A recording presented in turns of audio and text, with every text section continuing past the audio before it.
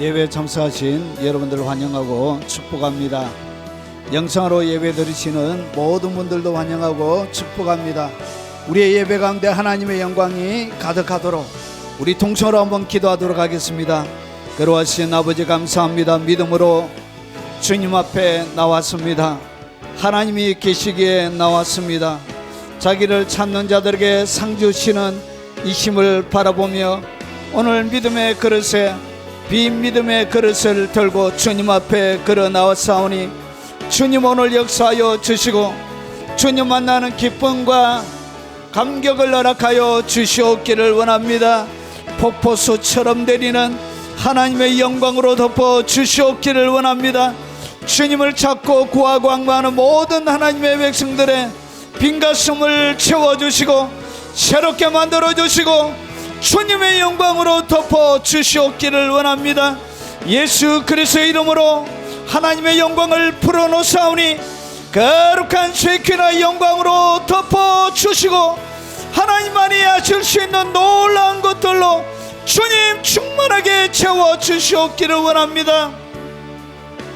아버지 육체의 연약함을 가지고 아버지 마지막 남아있는 아버지의 생명의 끈을 가지고 하나님 앞에 도움을 구하며 기도하는 그들의 기도에 주님 들어 주시옵기를 원합니다.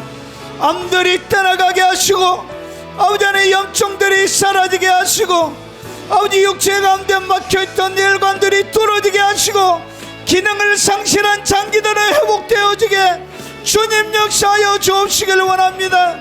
괴로워하신 아버지 수술을 통하여 사라져버린 장기에게는 창조적인 기적으로 새롭게 아버지 장기가 만들어지게 하시고 인간적인 기계를 만들어 놓은 기계를 집어넣은 그 연약한 몸에 아버지 새로운 심장도 주시고 새로운 아버지 하나님 회복도 허락하여 주옵시기를 원합니다.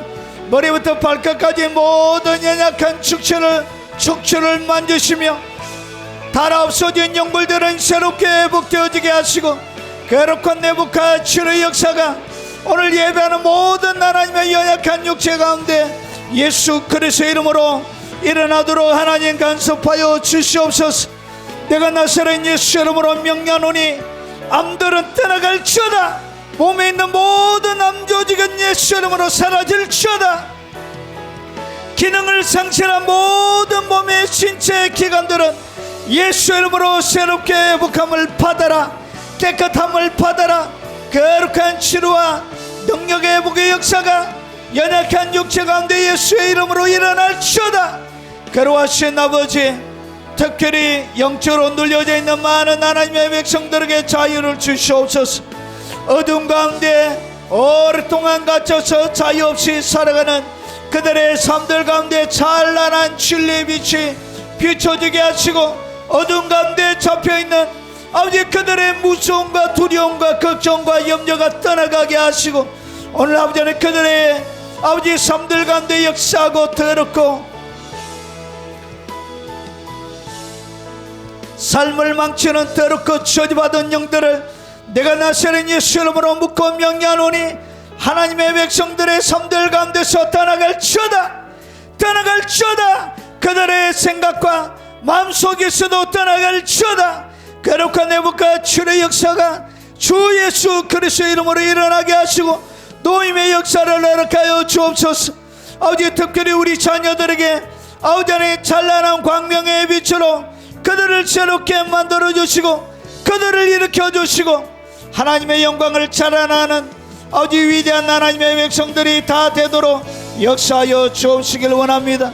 자비하신 아버지, 우리 인생 가운데 풀 수 없는 수많은 아버지 하나님 인생의 문제를 들고 온 하나님의 백성들에게 역사하시고 주님 해결하여 주시고 그들의 아버지 되심을 보여주시고 능력과 권능으로 역사하여 주시옵소서.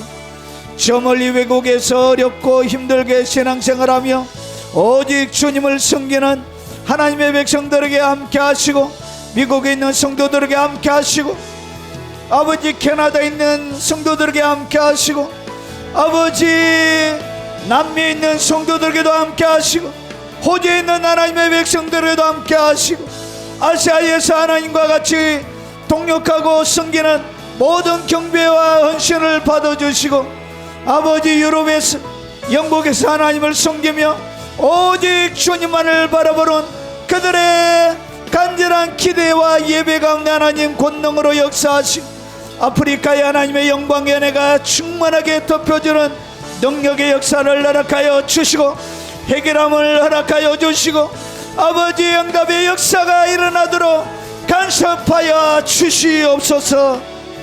예수님 이름으로 기도합나이다. 아멘.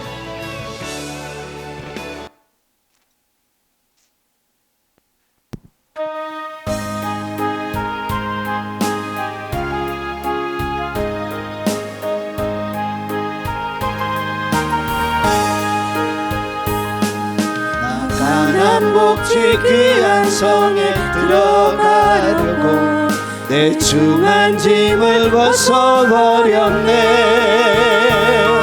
죄 중에 다시 방황할 일 전혀 없으니 저 생명 시냇가에 살겠네. 길이 살겠네. 나 길이 살겠네. 저 생명 시냇가에 살겠네. 길이 살겠네. 나 길이 살겠네. 저 생명 시냇가에 살겠네.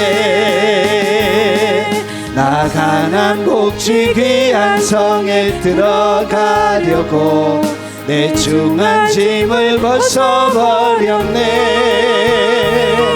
죄 중에 다시 방황할 일 전혀 없으니 저 생명 시냇가에 살겠네. 길이 살겠네. 나 길이 살겠네. 저 생명 시냇가에 살겠네. 길이 살겠네. 나 길이 살겠네. 저 생명 시냇가에 살겠네. 그 불과 구름 기둥으로 인도하시니 나가는 길이 형통하겠네. 그 요단강을 내가 지금 건넌 후에는 저 생명 시냇가에 살겠네. 길이 살겠네. 나 길이 살겠네. 저 생명 시냇가에 살겠네. 길이 살겠네. 나 길이 살겠네. 저 생명 시냇가에 살겠네. 내 주린 영혼 만나로서 먹여주시니 그 양식 내게 생명 되겠네. 이후로 생명 양식 주와 함께 먹으며 저 생명 시냇가에 살겠네. 길이 살겠네. 나 길이 살겠네. 저 생명 시냇가에 살겠네.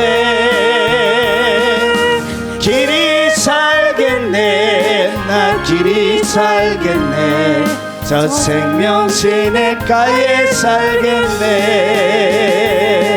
내 주린 영혼 만나로서 먹여주시니 그 양식 내게 생명 되겠네. 이후로 생명 양식 주와 함께 먹으며 저 생명 시냇가에 살겠네. 길이 살겠네. 나 길이 살겠네. 저 생명 시냇가에 살겠네.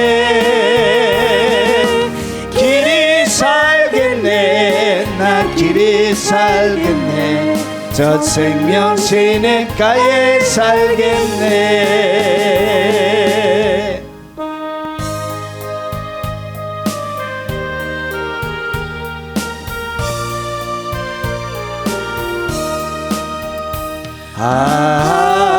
하나님의 은혜로 쓸데없는 자 왜 구속하여 주는지 난 알 수 없도다.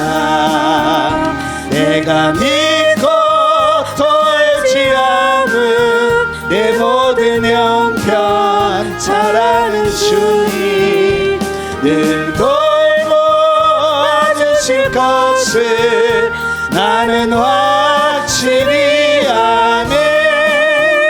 왜 내게 구세 믿음과 또 복음 주셔서 내 맘이 항상 편한지 난 알 수 없도다.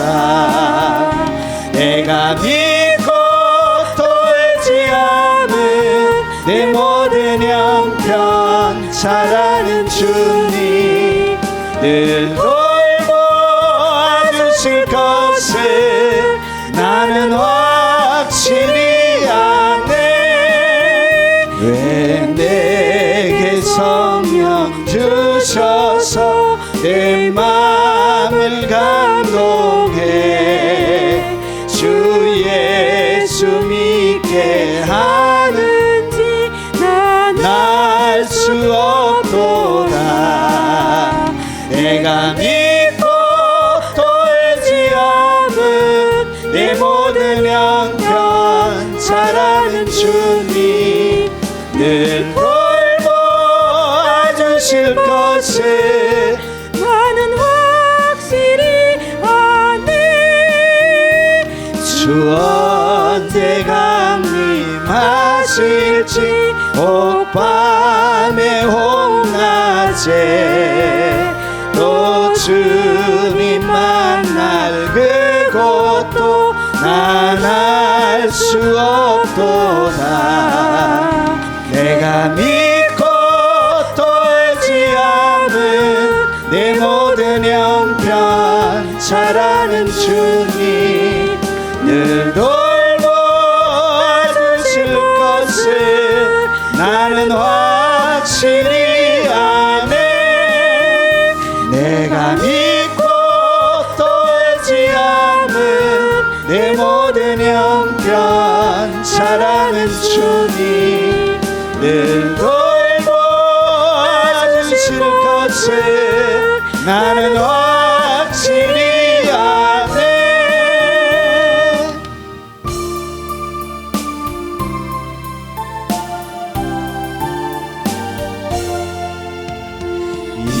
이전에 주님을 내가 몰라 영광의 주님을 비방했다. 지극한 은혜 내게 넘쳐 날 불러주시니 고마워하라. 이전에 주님을 내가 몰라 영광의 주님을 비방했다. 지극한 은혜 내게 넘쳐 날 불러주시니 고마워하라. 나 받은 달란트 얼마론가 나 힘써 그것을 남기어서 갑절로 주님께 바치오며 충성된 종이라 상 주시리. 나 받은 달란트 얼마론가 나 힘써 그것을 남기어서 갑절로 주님께 바치오며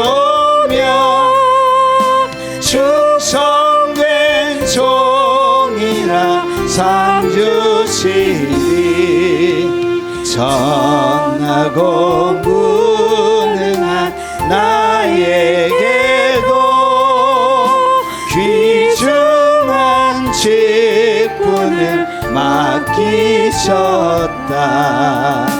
은혜 고맙고 고마워라. 이 생명 바쳐서 충성하리.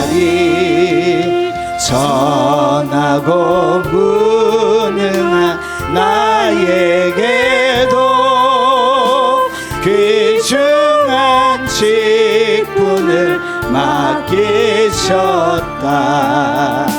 은혜 고맙고 고마워라. 이 생명 바쳐서 충성하리. 내 하는 일들이 하도 적어 큰 열매 눈앞에 안 되어도 주님께 죽도록 충성하면 생명의 멸류관 얻으리라. 내 하는 일들이 하도 적어 큰 열매 눈앞에 안 되어도 주님께 죽도록 충성하면 생명의 멸류관 얻으리라.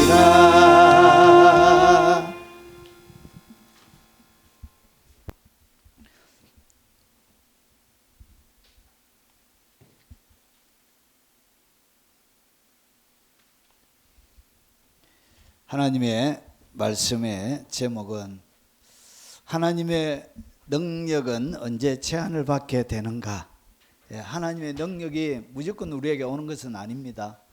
특별한 제한되어지는 몇 가지 조건에서는 하나님의 능력과 기적이 우리에게 펼쳐지지 않습니다. 자, 그리고 부제로는 하나님께서 귀하게 쓰임 받는 자들이 하는 실수에 대해서 같이 오늘 살펴보도록 하겠습니다. 자, 오늘 하나님의 말씀의 본문은 마가복음 6장 1절부터 6절까지입니다. 중간에 나오기 때문에 제가 5절과 6절을 읽겠습니다. 예수님께서 오늘 이야기는 예수님이 자기의 고향에 방문했습니다. 고향에 방문했는데 사람들이 예수님을 받아들이지 않았습니다. 그 내용을 담고 있습니다. 자, 5절입니다. 거기서는 아무 권능도 행하실 수 없어 다만 소수의 병자에게 안수하여 고칠 뿐이었고 그들이 믿지 않음을 이상히 여기셨더라. 아멘. 자, 오늘 예수님께서 행하시는 이 장면 속에 하나님의 사역자들이, 특별히 하나님이 일을 하시는 많은 사람들이 실수하고 빠지는, 그리고 오늘 이 예수님의 하시는 이 행동이 우리의 삶들 가운데 엄청난 자유를 줍니다.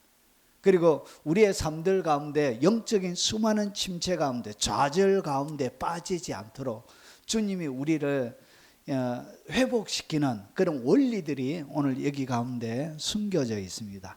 자, 그 하나님께서 숨겨놓으신 은혜롭고 따뜻한, 그리고 하나님의 사람들을 넘어지지 않게, 자빠지지 않게, 실족하지 않게 주님께서 어떻게 우리에게 지침을 제공하고 있는지 한번 살펴보도록 하겠습니다.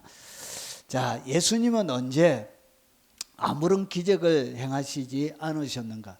여러분, 예수님께서 수많은 하나님의 병자들과 그리고 눌린 사람들, 진리를 찾지 못하는 많은 사람들에게 하나님의 진리와 말씀을 증거해 주셨는데 모든 사람에게 주님이 하시지는 않았습니다. 오늘 우리가 읽었던 마가복음 6장에 보면 모든 사람에게 하지 않았다는 것을 알 수 있는데, 여기 보니까 예수께서 거기를 떠나서 자, 고향으로 가시네. 예, 고향이라고 하면 여러분 자기가 성장하고 자라고 자기의 기본 뿌리가 있고 친구들이 있고 동료들이 있고 그리고 자기의 마음에 편안한 제가 그 신대원 그 공부 서울에 이제 양지 서울 이제 사당동에 왔다 갔다 할 때 이상하게 그 수업을 다 마치고 금요일 날 이제 경남으로 딱 내려오면 그때부터 마음이 푸근하고 마음이 좋고 마음이 편안하고 그런 것이 바로 고향이란 것이 아버지가 있고 의지할 수 있는 아버지가 있고 그리고 맛있는 밥 차려주시는 어머니가 있고 그냥 특별히 잘해주는 것 없어도 존재 자체로 위안이 되는 것이죠. 그래서 이 고향이란 것은 사람의 마음에 가장 편안함을 줍니다. 그리고 많은 사람들이 마지막에는 꼭 고향에 가고 싶어하는 어린 시절 꽃피는 동산에서 뛰어놀던 그 예전의 어린 시절을 동경하는 것처럼 향수를 자아내는 것처럼 고향은 그런 곳입니다. 그래서 예수님도 사역하면서 어디 갔다고? 고향에 간 거예요. 고향에 갔는데 예수님의 기대와는 다르게 보십시오. 2절에 4절에 보니까 예수께서 그들에게 이르시되 선지자가 자기 고향과 자기 친척과 자기 집 외에는 존경받지 못함이 없느니라 하시며 그러니까 고향에 갔는데 뭐 했다고요? 아무도 예수님을 받아들이지가 않는 거예요. 그래서 거기에서는 아무 권능도 행하실 수 없어. 주님이 더 많이 권능도 행하고 기적도 베풀어 주고 싶은데 이상하게 어디에는 안 된다고. 고향에는 잘 안 되는 거예요. 고향. 그래서 이 고향이 뭐냐? 고향, 자기 친척, 자기 집을 이야기합니다. 이것은 뭘 얘기하냐? 익숙함을 얘기합니다. 여러분 익숙함 속에는 뭐가 역사하지 않는다고? 하나님의 기적들이 역사하지 않습니다. 익숙함은 기대가 없는 거예요. 오늘 여기 보니까 익숙함에는 뭐가 있냐? 사모함과 기대가 전혀 없는 것을 이야기하는 거예요. 그래서 익숙하기 때문에 예수라는 내가 어릴 때부터 보았던 그 청년에 대하여 너무나 익숙하기 때문에 그 안에 있는 무엇을 발견하지 못했냐? 보화를 볼 수가 없는 거예요. 마치 예수님이 이 땅 가운데 초림에 오신 예수님은 성막의 모습과 똑같아요. 성막에. 여러분 허벌판에 광야에 텐트를 치놓고 제일 마지막에 천으로 덮여져 있는데 무엇으로 덮여져 있냐? 물개 가죽으로 덮여져 있어요. 그래서 저 멀리서 보면 천장만 조금 보이는데 여러분 너무나 초라하고 너무나 가치 없이 보이고 너무나 형편없이 보이는 성막은 그렇게 보이는 거예요. 그런데 그 안에는 뭐가 있다고요? 500억이 넘는 금으로 장식이 되어져 있습니다. 수많은 금덩어리가 그 안에 있습니다. 겉으로 보기에는 볼품이 없었는데 안에는 엄청난 보화가 있었던 것처럼 예수님의 초림의 모습이 바로 성막의 초기의 모습과 똑같은 것입니다. 여러분 솔로몬의 성전은 예수님의 재림의 모습을 보여주는 것이 황금빛으로 빛나는. 자, 그래서 이 예수님 안에 있는 보화를 그들이 뭐하지 못했냐? 그들의 익숙함을 통해서 그들이 가지고 있는 선지식, 예수님에 대한 어릴 때부터 같이 놀던 그 예수님에 대한 선지식이 결국 뭐하게 되냐? 믿음을 방해하는 거예요. 믿음이 일어나지 못하도록 하는 것입니다. 그래서 여러분 하나님의 역사가 일어나지 않을 때, 하나님이 아무런 기적을 행하실 수 없을 때, 그때가 뭐냐? 바로 고향에서는 기적이 일어나지 않습니다. 이것이 뭐라고요? 익숙함을 얘기합니다. 그가 가지고 있는 선지식을 이야기합니다. 그래서 마가복음 6장 2절과 3절에 보면 안식일이 되어 회당에서 가르치시니 많은 사람들이 듣고 놀라 이르되. 그러니까 그 가르침을 듣고 그들이 놀랐다면 그 예수님에 대하여 새롭게 마음을 가지고 와야 되는데 놀라기는 했는데, 그런데 어떻게 했냐? 자, 어디서 이런 것을 얻었느냐? 어디론가 가가지고, 여러분 예수님께서 세례받고 나서 광야 40일 동안 시험 받으러 가셨죠. 이 40일 동안 광야로 가가지고 한 달 보름 동안 안 보이더만 그 가서 어디서 받았나? 얘가 도대체 이게 어디서 나온 것이지? 이러면서 그들이 어떻게 했냐? 놀라긴 했지만 어디서 이런 것을 얻었느냐? 그리고 이 사람이 받은 지혜와 그 손으로 이루어지는 이런 권능이 어찌 됨이냐? 그러니까 그들은 뭘 가지고 있냐? 익숙함을 가지고 있었던 거예요. 예수님에 대한. 그리고 선지식을 가지고 있었던 거예요. 그래서 그런 것들이 예수님에게 있는 부와 하나님의 능력과 권능을 기대하지 못하도록 뭐 한다고요? 방해하는 거예요. 그래서 고향에서는 기적이 잘 일어나지 않습니다. 자, 이 사람이 마리아의 아들 목수가 아니냐? 야고보, 요셉, 유다와 시몬의 형제가 아니냐? 그러니까 옆에 누가 있다고? 예수님의 형제들이 있는 거예요.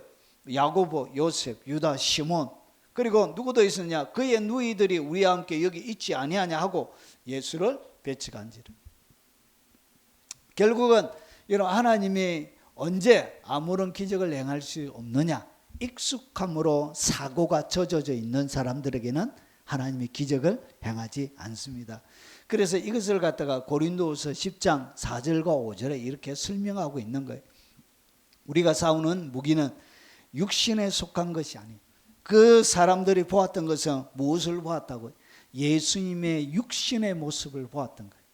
육신에 초점이 맞춰졌던 거예요. 그런데 우리의 싸우는 무기는 육신에 속한 것이 아니에요. 오직 어떤 경관진도 무너뜨리니 하나님의 능력이라. 모든 이론을 무너뜨리며. 그러니까 하나님의 능력이 역사하지 못하도록 그들은 무엇을 가지고 있다고? 익숙함에 대한 새로운 이론들을 가지고 있는 거예요.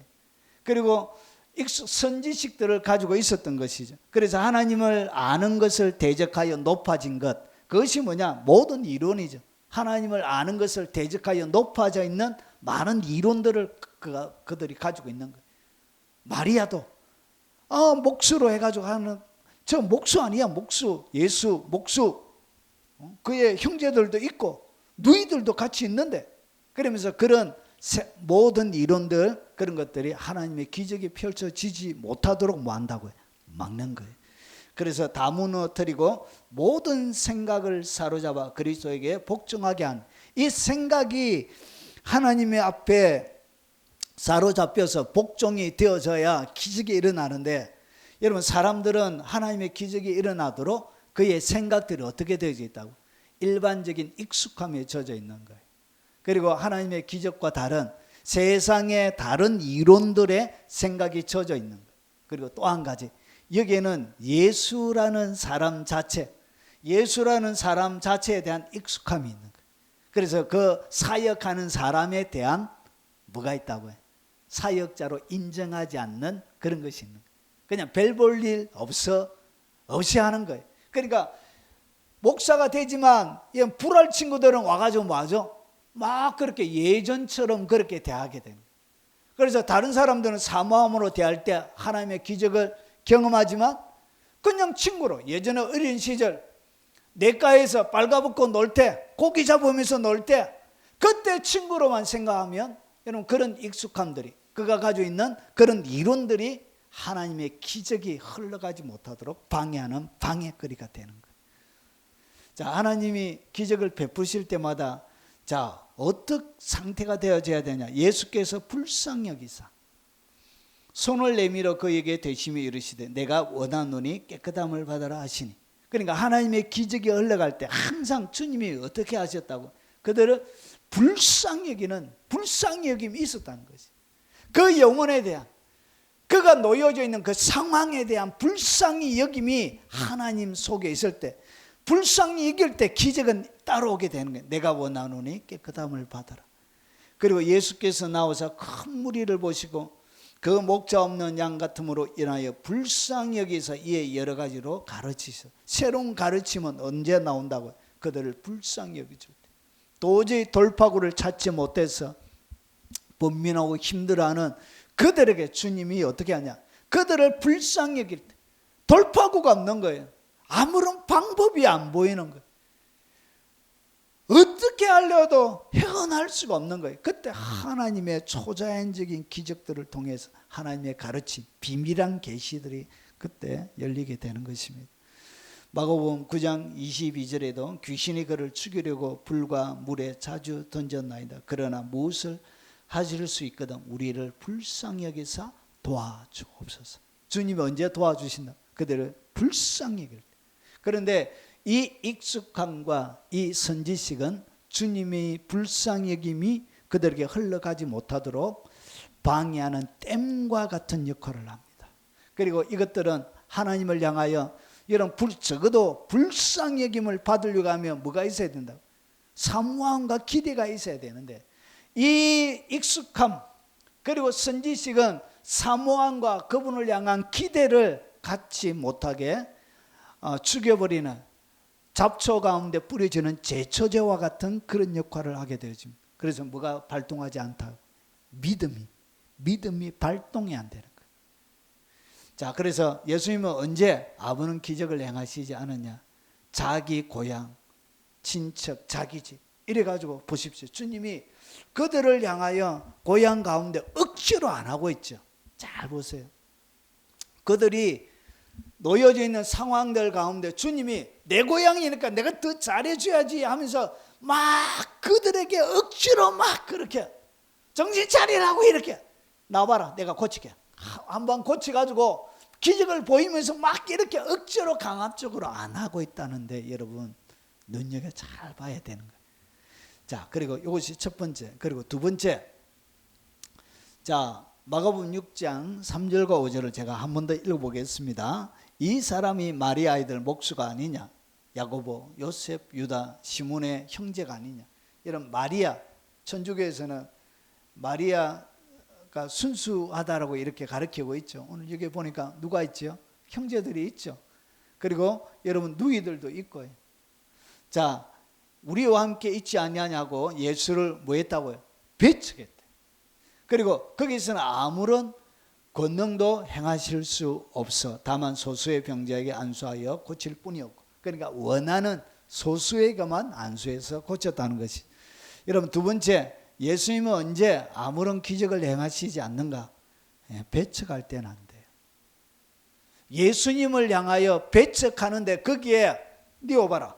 해가지고 병든 자가 있는데, 이거 안전병이가 앉아 있는데 예수 이름 고쳐줄게 이리 와라 이래가지고 안 할 거야 나 기도 안 해줘도 돼요 이렇게 막 하는데도 대가리 대 빨리 대가리 대 예수 이름은 일어나 이렇게 해가지고 강압적으로 주님이 안 하는 거예요.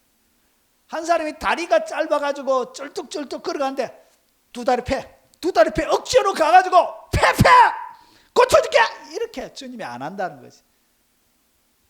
우리는 그들이 원하지도 않는데 그들의 삶들 가운데 억지로 찾아가가지고 막 하려고 하는, 이런 목사님들 중에 이제 안수 좋아하시는 분들이 많아요. 오만 사람들 다 안수하려고 이걸 취미로 가지고 있는 분들이 계세요.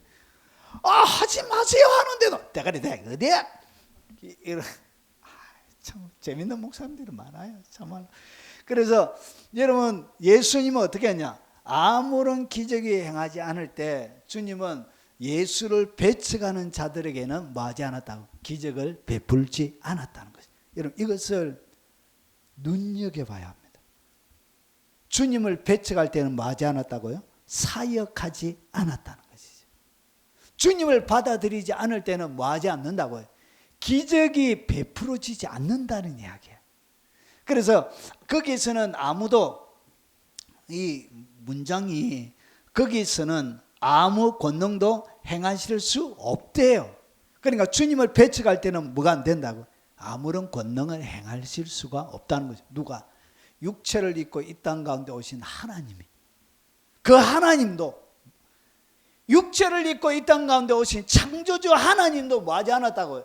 배척할 때는 사역하지 않았다는 것이죠. 우리는 창조주 하나님보다 더 능가하려고 하는 분들이 꽤 많이 있습니다. 사역자들 중에는. 배척할 때는 하나님의 권능이 풀어지지 않습니다. 그런 사역은 하면 안 돼요. 주님이 안 했는데 배척하는데 막 억지로 잡고, 그것은 기적도 일어나지 않지만 오히려 그 사역을 받는 사람들에게는 엄청 자존심 상하는 일이 될 수가 있습니다. 자, 주님이 기적을 베풀어 주실 때, 자 보십시오. 항상 언제 사역을 하셨냐? 누가복음 4장 6절을 보니까 이르시되 이 모든 권위와 그 영광을 내가 내게 주리라. 이것은 내게 넘겨준 것이므로 내가 원하는 자에게 주노라. 그러니까 하나님의 치유와 기적뿐만 아니고 여기에 모든 권위 그리고 모든 영광 이런 것을 누구에게 준다고요? 원하는 자에게. 그래서 원하지 않는 자에게는 주님이 뭐 하지 않느냐? 주지 않는다는 것이죠. 원해야 된다는 것이죠. 하나님의 것을 그가 바라야 된다는 것이죠. 바르고 사모해야 된다는 것이죠. 이런 한 번씩 목사님들이 전화해가지고 자료를 좀 달라고 이렇게 하시는 분들이 제가 좀 내가 밤새가면 이렇게 고생해서 만든데 야 이거 참 이 자료를 달라 하니까 제가 주기는 줍니다. 그런데 누구에게 준다고요? 원하니까 주는 거예요. 원하니까. 값없이. 근데 별로 안 줘도 된다 이렇게 하는 사람들은 굳이 뭐 하지 않는다고 안 준다는 것이죠.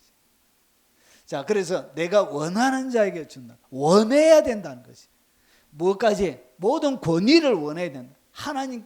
하나님에게 가지고 있는 하늘과 땅의 모든 권세를 내게 주셨으니 그러므로 너희는 가서 모든 족속으로 제자를 삼아 아버지와 아들과 성령의 이름으로 세례를 주고 하늘과 땅에 있는 모든 권세를 하나님께서 누구에게 주었다고요? 예수님에게 주신 것입니다. 그래서 예수님이 하늘과 땅의 모든 권세를 다 가지고 있습니다. 그 예수님이 그 권위와 그리고 그 영광을 누구에게 준다고? 원하는 자들. 여러분 하나님의 영광을 구해야 합니다. 영광. 누구에게 주냐? 원하는 자에게 주는 것입니다. 내가 원하는 자에게 주노라. 마가복음 6장 56절을 보니까 아무데나 예수께서 들어가시는 지방이나 도시나 마을에서 병자를 시장에 두고 예수께 그 옷가에라도 손을 대게 하시기를 간구하니 손을 대는 자는 다 성함을 얻으리라. 그러니까 뭐 해야 된다고요? 손을 한번 대도록 허락해 달라고 주님께. 그래서 그 허락을 받고 손을 대는 자들마다 여러분 기적을 경험했다는 것이죠. 그들마다 뭐 했다고요? 여러분 육체적인 질병의 치유함을 경험했다는 거죠. 지금도 마찬가지라는 거예요. 지금 주님이 보이지 않지만 믿음의 영역으로 내가 주님을 믿는 믿음으로 구하는 것입니다. 그러면 그 옛날 2000년 전에 일어났던 일이 그 믿음을 통해서 지금도 재현이 된다는 것이죠. 그래서 간구해야 된다는 거예요. 그분 앞에 원해야 된다는 것이죠. 그래서 손을 대는 자는 다 성함을 얻으니라. 고침을 받게 되는 것입니다. 자, 그래서 배척 갈 때는 뭐 하지 않았다고요? 주님이 사역하지 않았습니다. 그래서 배척할 때는 일할 필요가 없는 거예요. 주님이 안 했는데 이것이 사역의 원리예요. 억지로 사역하면 안 돼요. 원리에 따라. 자, 그리고 세 번째, 자 거기서는 아무 권능도 행하실 수 없어. 다만 소수의 병자에게 안수하여 고칠 뿐이었고 그들이 믿지 않음을 이상히 여기셨더라. 그러니까 여러분 믿지 않을 때는 뭐 하지 않았다고요? 기적을 행하지 않았다는 것이. 그래서 믿지 않을 때는 기적이 일어나지 않습니다. 여러분 그래서 그 사역은 아무런 의미가 없는 사역이 되는 거예요. 자, 그래서 마태복음 9장 22절에 예수께서 돌이켜 그를 보시며 이르시되 따라 안심하라. 내 믿음이 너를 구원하였다 하시니 여자가 그 즉시 구원을 받으니라. 그러니까 뭐가 그들에게 놀라운 치유를 가져오느냐? 믿음이 있어야 기적이 일어나는 것입니다. 그래서 믿지 않는 사람에게는 사역을 하고 여러분 여러 가지를 해도 아무런 일이 일어나지 않습니다. 그런데 믿음이 없음에도 불구하고 뭔가를 하려고 하기 때문에 뭐가 일어난다고요? 기적이 일어나지 않음을 통하여 생기는 영적인 침체와 영적인 좌절 이런 것들이 생겨나게 되는 것입니다. 마태복음 9장 29절에 이에 예수께서 그들의 눈을 만지시며 이르시되 너희 믿음대로 되라 하시니 주님이 어떻게 고쳐주셨다고? 그가 가지고 있는 그 믿음대로 주님이 역사하셨고 고쳐주셨다는 것이죠. 여러분 하나님의 사역은 이렇게 진행이 되어지는 것입니다. 자, 그러면 하나님께서 귀하게 쓰임 받는 자들이 오늘 본문의 말씀을 통해서 하는 실수가 있습니다. 실수. 오늘 예수님께서 하시는 것을 잘 보고 배워야 되는데, 첫 번째, 여러분 언제 기적이 일어나지 않는다 그랬죠? 고향에서는 잘 일어나지 않습니다. 익숙함 속에. 그리고 두 번째는 배척할 때. 그리고 세 번째, 믿지 않을 때, 믿음이 없을 때는 기적이 일어나지 않습니다. 그런데 하나님의 사역자들, 특별히 그냥 사역자가 아니고 귀하게 쓰임받는 하나님의 사역자를 얘기합니다. 능력과 기적이 막 일어나는 정말 귀하게 불의 종이라고 불려지는 그런 귀한 사역자들이 빠지는 실수가 뭐냐 이겁니다. 첫 번째는 뭐냐, 무조건 역사해야 된다는 거죠. 그러니까 자기가 집회를 하거나 사역을 할 때 뭐 해야 된다고요? 무조건 기적이 항상 일어나야 된다는 것이죠. 그래서 기적이 일어나지 않으면 안 된다는 것이죠. 여러분 예수님도 사역을 하시면서 기적이 안 일어나고 그냥 가신 것도 있죠. 오늘 본문의 이야기처럼. 그런데 이 하나님 앞에 귀하게 쓰임받는 사역자들은 항상 이것을 강조합니다. 무조건 역사해야 된다. 그래서 역사하지 않는 데 대하여 이 사역자들에게는 뭐가 있냐? 조급함을 가지고 있습니다. 거기에 대한 두려움을 가지고 있습니다. 그리고 그 기도를 했는데도 기적이 일어나지 않고 병자 한 명도 안 낫고 무좀도 안 낫고 이러면 정말 사람이 어떻게 되느냐? 속상해하고 고통 가운데 침체 가운데 빠지는 것입니다. 그래서 어떻게 했냐? 무조건 역사해야 된다는 이런 마음들 때문에 어떻게 하냐? 사람들이 인위적으로 조작하는 거예요. 기적이 일어날 때는 좋았는데 안 일어날 때도 많이 있거든. 내 안에 역동적으로 역사하시는 성령님이라는 그 오랄 로버츠 목사님이 지은 책이 있습니다. 거기에 보면 오랄 로버츠, 미국에 가면 오랄 로버츠 의대도 있고요, 대학도 있습니다. 그걸 만드신 목사님, 원래 이분이 신유 사역자예요. 그래서 주님이 오랄 로버츠 병원을 만들으라고 이렇게 명령을 하셔가지고 그 사람이 하나님의 능력과 인간의 의술이 두 개가 같이 가야 된다. 이렇게 해서 네가 만들어야 그것을 가장 선명하게 설명할 수 있다. 이렇게 해서 그 신유 사역자에게 주님이 오랄 로버츠 의대를 만들게 한 거예요. 거기에 보면 나는 이 세상의 병자들 가운데 어떤 사람보다 병자를 위해서 가장 많이 기도했다 그래. 신유 사역자이기 때문에. 그런데 내가 기도하고 가장 많은 사람이 낫지 않았다 그 얘기도 해요. 내가 누구보다도 많이 기도했지만 그렇게 기도해서 안 난 사람도 누구보다도 많다 그렇게 얘기해요. 여러분 그것을 뭐 하기가 쉽지가 않다고요. 받아들이기가 쉽지가 않습니다. 여러분 이것이 결코 쉽지가 않아요. 여러분이 하는 모든 일들은 무조건 뭔가 열매가 맺혀야 되고 뭔가 일이 일어나야 되고 뭔가 탁월한 사람들이 보기에 인정할 만한 뭔가 사건이 일어나야 되는데 사역을 하는데 이게 안 일어나는 거예요. 그래서 같이 함께 있는 사람들의 보기에 뭐가 되냐? 좀 부끄러운 거예요. 눈치도 좀 보고 사람들이 다 떠나가네. 기적이 하나도 안 일어나네. 이렇게 하는 그런 말하지 않는 그들의 생각 속에서 주파수로 던지는 그런 생각들이 그들을 힘들게 만드는 거예요. 그래서 결국은 어떻게 하냐? 인위적으로 조작합니다. 조작하고 그리고 허위 과대 광고를 합니다. 그래서 기적이 오랄 로버츠 목사님처럼 낫지 않은 사람에 대하여는 얘기를 안 하고 난 사람만 집중적으로 부각해서 어떻게 한다고요? 허위 과대 광고를 하는 거예요. 여러분 집회 가운데 제가 도대체 집회 가운데 기적이 몇 프로나 일어나는가 궁금해가지고 제가 30대 조사를 한번 해본 적이 있습니다. 책들을 읽어가면서. 여러분 재밌게도 제가 발견한 것이 뭐냐? 기적적인 하나님의 능력이 갖다 보여줄 때 여러분 기적을 경험하는 사람이 그 집회의 30%밖에 안 돼요.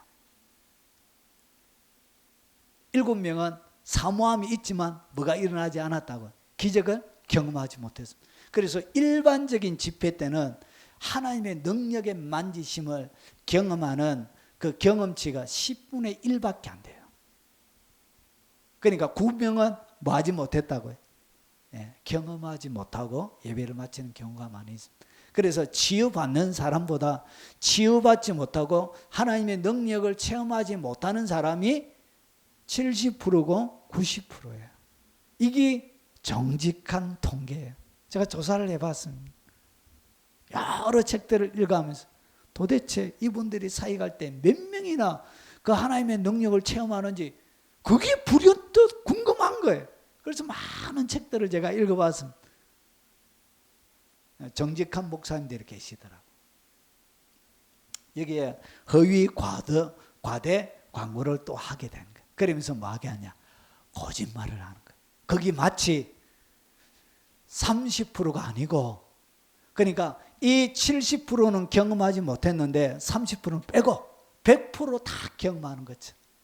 그리고 10명 중에 보통 한 명만 기적을 경험하는데 이것이 90%가 경험하는 것처럼 이렇게 말한다고요. 거짓말을 하는 거예요. 거짓말. 왜냐? 무조건 역사가 일어나야 된다고 생각하기 때문에 그런 거예요. 그래서 이것을 갖다 뭐라고 하느냐? 성령의 사역이 아니고 혼의 사역이라 그래요. 인위적으로 만들어진 인간적인 사역이라 그래요. 그래서 여기에는 뭐가 있냐? 무조건 역사해야 된다는 생각을 가지고 있기 때문에 역사하지 않으면 뭐가 있느냐? 실망이에요. 그리고 사역하는 사람들이 좌절하는 거예요. 그리고 영적인 침체에 빠지게 되기도 합니다. 그래서 이 빠지는 폭, 그리고 좌절하는 폭, 실망하는 폭이 일반 사람들의 몇 곱절이에요. 이거요 엄청납니다. 이것이 뭐냐? 하나님께서 귀하게 쓰임 받는 자들이 하는 첫 번째 실수들입니다. 그리고 두 번째, 자, 사역의 열매는 시기와 때가 있습니다. 모든 사역에는 열매가 맺히는데 여기에는 뭐가 있냐? 시기와 때가 있는 거예요. 시기와 때가 있는데 이 하나님께 귀하게 쓰임 받는 사람들의 마음속에 뭐가 있냐? 조급함이 있는 거예요. 조급함. 그래서 조급함으로 하나님보다 어떻게 하냐? 항상 더 앞서는 우를 범할 때가 많이 있습니다. 마치 이런 거예요. 이런 75살의 아브라함이 하나님 앞에 부름을 받았잖아요. 그러고 나서 시간이 많이 지난 거예요. 시간이 지나니까 요것도 먼저 말씀드려야 되겠네. 나면서부터 못 걷게 된 이들을 사람들이 메고 오니 이는 성전에 들어가 사람들에게 구걸하기 위하여 날마다 미문이라는 성전에 두는 자라. 여러분, 이 성전 미문에 앉아있는 이 안전뱅이는 누구도 많이 보았죠. 예수님도 많이 본 사람이에요. 그런데 예수님이 이 성전 미문에 앉아있는 이 사람은 뭐 하지 않았다고? 고쳐주지 않았습니다. 그렇게 수많은 사람들이 예수님께서 3년 6개월 동안 사역하시면서 소문도 많이 듣고 실제로 나음을 입었던 사람들의 많은 소리도 여러분 절길 때마다 3번은 이스라엘 백성들 전체가 올라오잖아요. 많은 간증들을 들었음에도 불구하고 이 나면서부터 못 걷게 된 이 사람은 예수님 당시에 고침을 못 받은 거예요. 왜 예수님이 안 고쳐주셨냐? 이 성전 미문에 나면서부터 못 걷게 된 이 사람은 누가 고쳐주기로 주님이 계획을 해놓으셨냐? 베드로가 고치도록 해준 거예요. 그래서 베드로가 이르되 은과 금은 내게 있거니와 내게 있는 것을 내게 주노니 나사렛 예수 그리스도의 이름으로 일어나 걸으라 하고. 이 예수님의 목이에요. 예수님이 고쳐줄 사람이 아니고 베드로가 고쳐줄 사람이에요.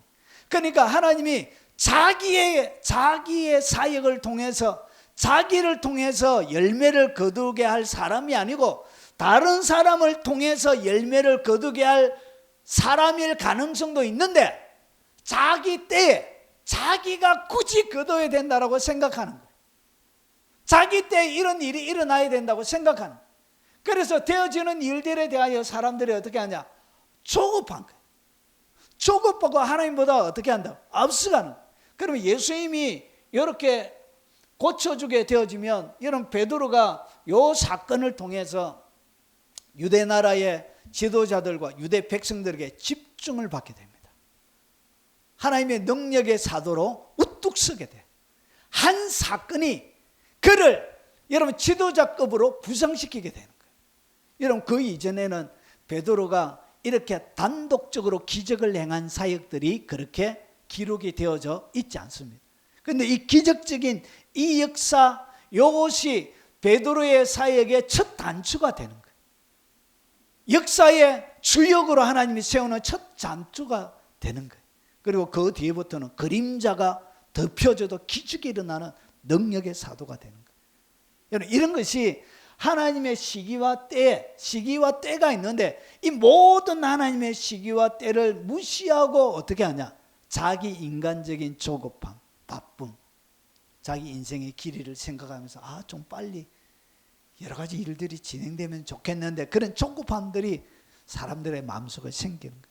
그러면서 어떻게 하냐? 하나님보다 앞서가게 되는 거예요. 마치 이런 거예요. 창세기 16장에 사라가 아기를 못 낳고 하니까 어떻게 하죠? 아브라함의 아내 사라가 그 여종 애굽 사람 하갈을 데려다가 그 남편 아브라함에게 첩으로 준 때, 아브라함이 가나안 땅에 거주한 지 10년 후였다. 10년 동안 하나님의 약속을 믿고 갔는데, 그럼 10년 동안 참았다면 엄청 참은 것이 75살에 하나님의 약속을 받고 10년 동안 85살이 되었잖아요.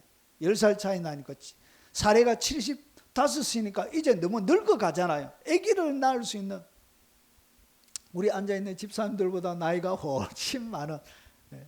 그래서 뭐가 생기냐? 이 인생이 다 끝나가는데 조급함이 생기는 거예요. 그래서 이 사라의 마음속에도 언약의 이 속도보다 자기 생각의 이 속도, 이 조급함의 속도가 훨씬 빨리 가는 거예요.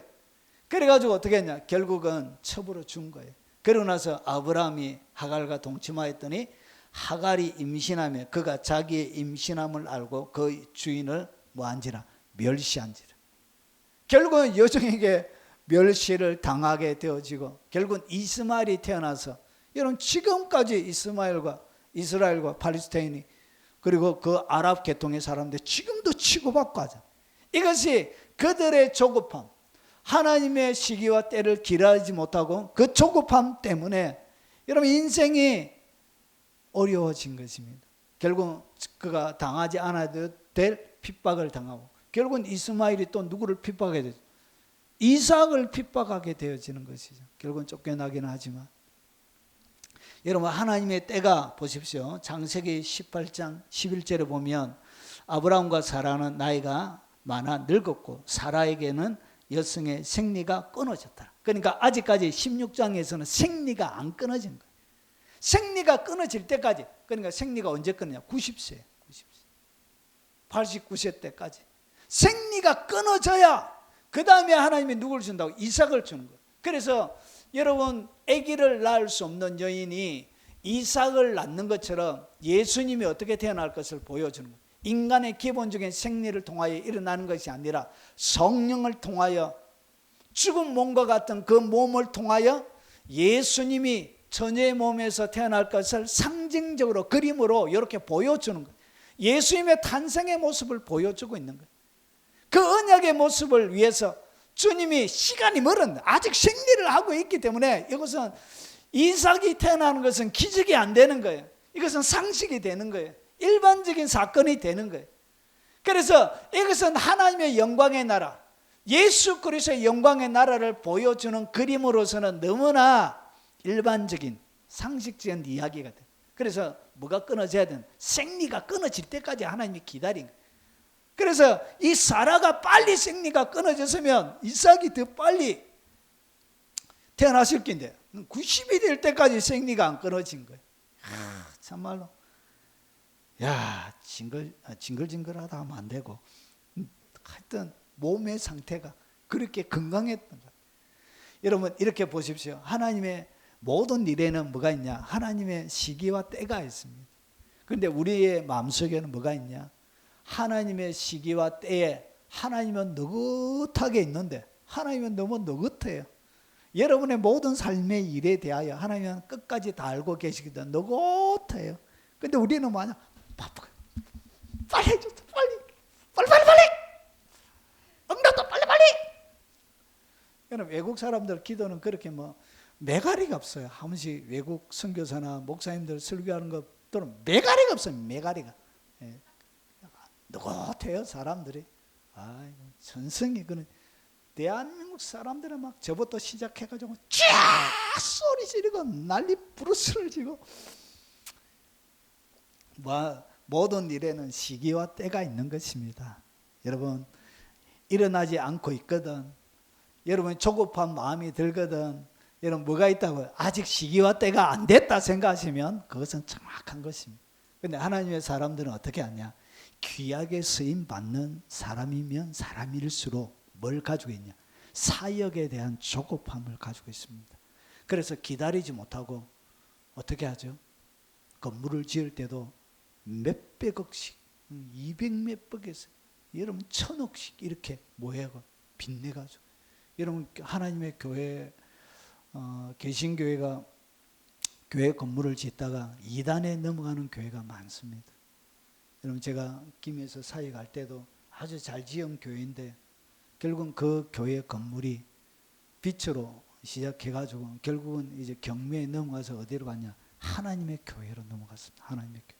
그 성도들이 그 헌금한다고 얼마나 뼈 빠지게 일하고 먹을 거 먹지 못하고 아이들 학원도 하나 제대로 못 보내고 그렇게 대출 내고 빚 내가지고 헌금하고 했는데 결국은 어떻게 돼요? 빚만 잔뜩 지고 성도들은. 그러고 나서 교회는 누구에게? 아주 헐값으로 하나님의 교회에 넘어간 거예요. 그냥 그런 일이 비일비재합니다. 대한민국. 여러분 지금 건축되어지고 있는 모든 교회들은 빚 없는 교회가 거의 없어요. 자, 그래서 너무 조급한 거예요. 조급해서 너무나 하나님의 때와 다르게 일을 하기 때문에 결국은 인생에 여러 가지 무리가 일어나는 거예요.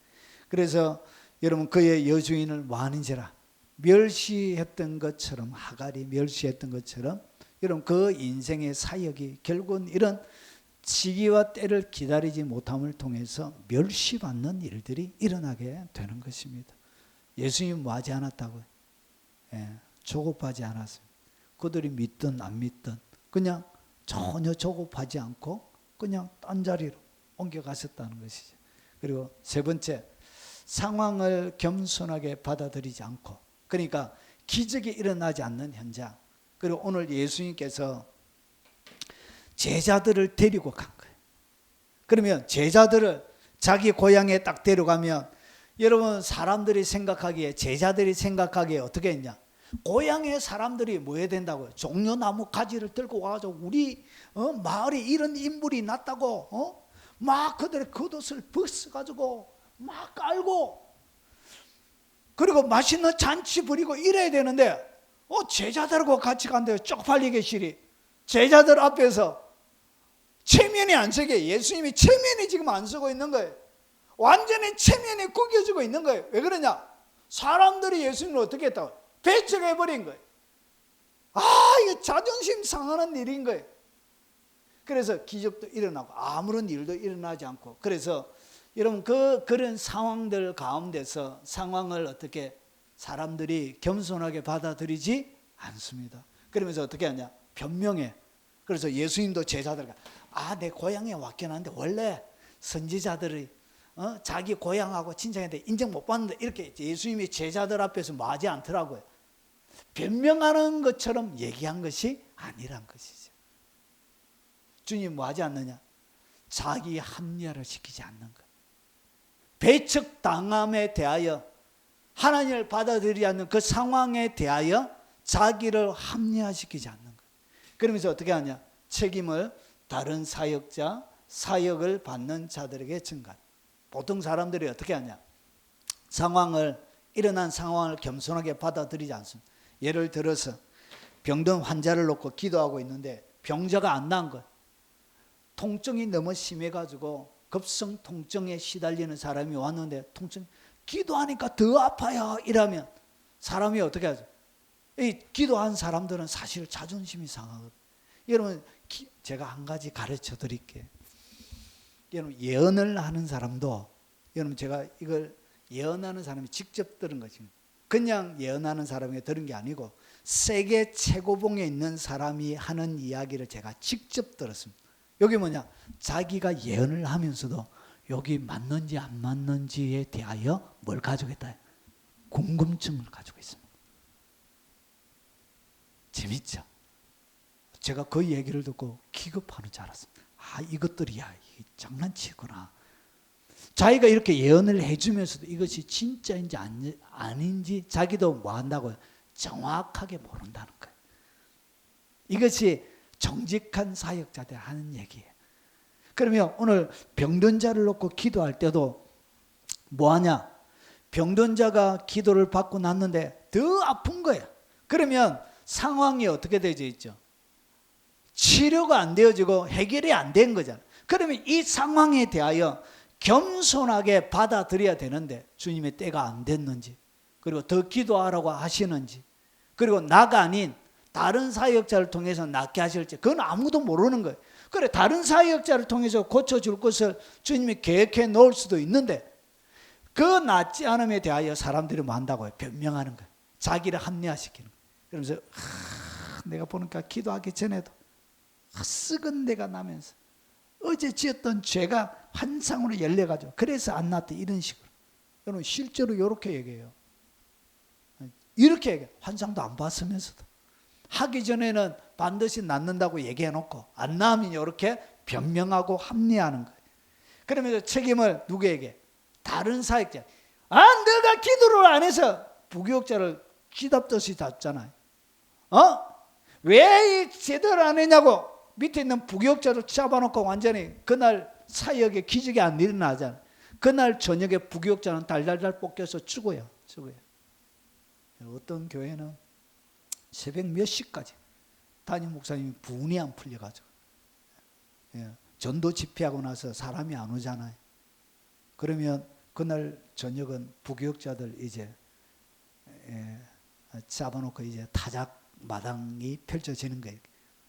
자, 1교구 몇 명 데려왔어? 뭐 했어 이렇게. 2교구 니는 수고했네. 3교구 니 뭐 하는 거야? 밥값도 못해? 밥값은 해야지. 뭐해? 왜 그러냐? 당회에서 뜯기고 나왔거든. 담임 목사, 장로들 목사님 1억을 투자했는데 열매가 없네요. 장로들 이렇게 얘기해요. 전도 행사하는데 1억을 투자했는데 목사님 열매가 없네요. 목사님 하자는 대로 다 해봤는데. 그 결국은 어떻게 하죠? 그 원망과 분노를 부교육자들 앉혀놓고 이제 타박하는 것이죠. 그래서 이것이 책임을 다른 사람 되는 게 누구에게? 하나님 앞에 귀하게 쓰임 받는 자들이 그런 것을 해요. 그리고 사역을 받는 자들에게 책임을 전가시키는 거예요. 너가 잘못해서 기적이 일어나지 않는다고. 그러면서 하나님의 뜻보다 뭘 더 세우냐? 자기의 자존심이 무너지는 것에 대하여 용납을 못하는 거예요. 자기의 자존심이 짓밟히는 데 대해서 인정을 못하는 거예요. 그래서 하나님의 뜻이고 무엇이고 그것은 상관없고 무조건 기적이 일어나야 되는 거예요. 그리고 자기의 자존심이 거기에 하나님의 뜻과 다른 데 대하여 자존심이 무너질 수도 있죠. 그게 십자가 앞에 자기가 죽는 것이죠. 그런데 뭐 하지 못하냐? 자존심 무너지는 것을 참을 수가 없는 거예요. 결국은 어떻게 하냐? 귀하게 쓰임 받는 자들이 죄를 짓게 되는 거예요. 무리수를 두게 되는 거예요. 무리수. 그리고 네 번째, 하나님의 능력으로 일하는 것이 아니라 결국은 자기의 능력이라고 생각합니다. 기적이 막 많이 일어나고 하면 자기가 받지 않은 것이 하나도 없는데 다 주님이 주셔서 주님이 주신 것 가지고 하는데 이것을 어떻게 하냐? 자기의 능력이라고 생각해. 그러면서 자기를 높이고 자기를 자랑하게 됩니다. 이런 목사님들은 많잖아요. 기적을 막 행하며 기도해가지고 안 나은 거는 하나도 얘기 안 하고 몇십 년 전부터 나은 것만 우려먹고 이렇게 자기를 높이고 자랑하게 돼요. 그러면서 하나님의 능력으로 일하면 그래 하나님의 능력으로 일하지 않으니까 결국은 어떻게 하냐? 실망하게 되는 거예요. 오늘 예수님도 기적이 항상 일어난 것이 아니란 것을 여러분 명심해야 됩니다. 여러분 어떤 누구도 고향에서는 익숙한 가운데는 기적이 일어나지 않습니다. 배척할 때는 기적이 일어나지 않습니다. 그리고 믿음으로 나오지 할 때는 기적이 일어나지 않습니다. 거기에 대하여 나타나지 않는 기적, 하나님의 일이 진행되지 않는 데 대하여 내가 상처 입을 필요가 없다는 것이죠. 거기에 대하여 여러분들이 마음이 된다고 자유하면 됩니다. 여기에 더 지나치게 되면 결국은 나의 열심 때문에 내가 그 열심에 삼킨 바가 되는 것입니다. 마치 다윗처럼 그런 일이 벌어지게 됩니다. 자, 정리하겠습니다. 하나님께서 귀하게 쓰임받기 위해서 그래서 필요한 것이 뭐냐? 두 가지가 있습니다. 첫 번째는 하나님의 뜻 앞에 겸손을 유지해야 합니다. 여러분, 기적이 일어나는 것도 하나님의 뜻이고 아무런 열매도 없고 아무런 성과도 없고 그리고 손에 잡히는 뭔가 아무것도 없어도 그것이 하나님의 뜻이라면 거기에 대하여 겸손하게 아멘할 줄 알아야 된다는 것이죠. 여러분, 아프리카나 초기 선교지에 가서 선교했던 목사님들은 열매가 별로 많이 없어요. 그래서 평생 몇십 년 평생 사역하면서 한 사람 여러분 건져가지고 구원한 사람도 있고요. 여러분, 하나님의 일은 그런 것입니다. 내가 숫자가 중요한 것이 아니고 내가 하나님의 그 뜻 가운데, 그래서 그 한 사람, 주님이 그 한 사람, 그 제가 그렇게 사역했던 사람의 이름을 까먹었는데 그 한 사람이 누구를 낳았냐? 빌리 그레함을 낳았습니다. 빌리 그레함. 미국 전역에 복음을 이런 전거했던 사람 중에 한 사람. 그리고 큰 사람들, 여러분 저 문중병이라는 여자 전도사님이 우리나라에 걸출한 새 인물을 낳았지요. 옥하는 목사. 그리고 또 두 명이 더 있습니다. 큰 대형 교회 하시는. 그렇게 열매가 많이 없어도 여러분 숫자에 관계없이 내 앞에 실제적인 일이 일어나지 않아도 하나님의 뜻 앞에 그 모든 상황들을 뭐 해야 된다고요? 겸손하게 받아들일 줄 알아야 된다. 그래야 내 마음에 평안을, 기쁨을, 즐거움을 유지할 수 있는 것입니다. 자, 그리고 두 번째, 하나님의 능력이 나타나지 않아도 여러분 뭐 하지 말라.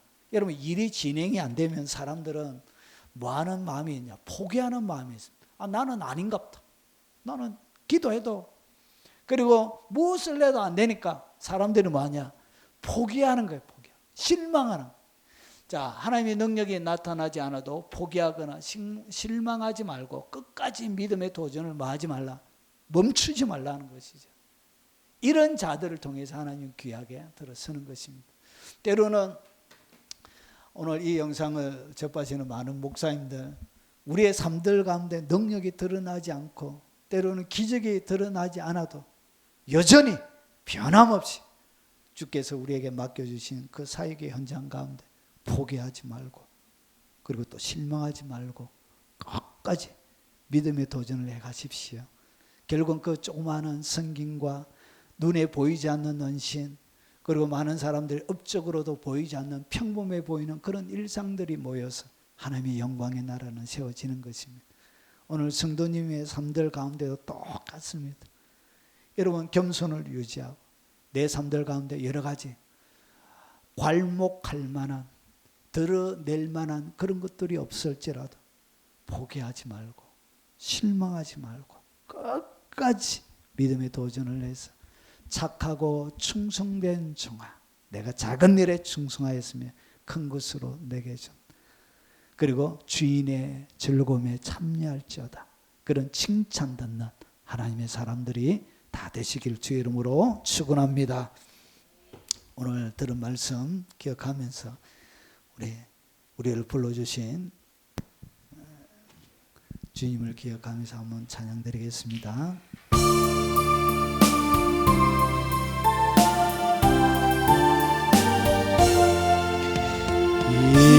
이전에 주님을 내가 몰라 영광의 주님을 비방했다. 지극한 그네 내게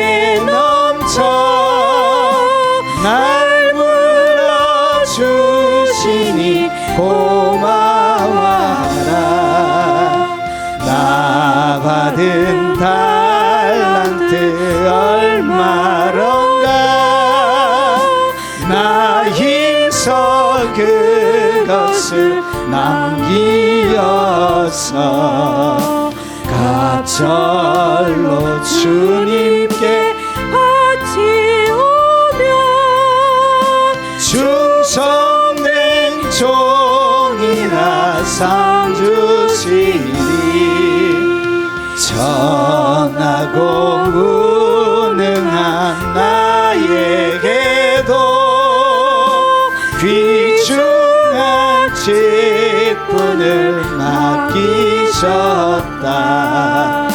그네 고맙고 고마워라. 이 생명 바쳐서 충성하리.